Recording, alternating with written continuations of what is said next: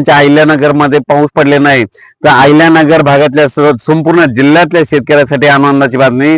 तुमच्याकडे मात्र 8 तारखेपासून ते 16च्या दरम्यान तुमच्याकडं म्हणजे राहुरी, त्याच्यानंतर राहुरी, शिर्डी, कोपरगाव, राहता, संगमनेर म्हणजे शिर्डी सगळीकडे म्हणजे सांगायचं झालं तर श्रीरामपूर, अहिल्यानगर भागामध्ये म्हणजे जिल्ह्यामध्ये सगळीकडं 9 तारखेपासून ते 12 पर्यंत चांगला शेतातून पाणी बाहेर निघणार पाऊस पडणार आहे आणि शेतकऱ्याच्या पिकांना जीवदान ठरणार आहे. म्हणून हा अंदाज खास अहिल्यानगर जिल्ह्यातल्या शेतकऱ्यांनी लक्षात घ्यायचा. त्याच्यानंतर उत्तर महाराष्ट्रातल्या धुळे जिल्हा, नंदुरबार जिल्हा, जळगाव जिल्हा, नाशिकल्या सिन्नर भागातल्या शेतकऱ्याचे फोन आले होते, आमच्याकडे पाऊस येईल का नाही. तर त्यांना सांगू इच्छितो तुमच्याकडे देखील 9, 10, 11, 12, 13च्या दरम्यान तुमच्याकडे देखील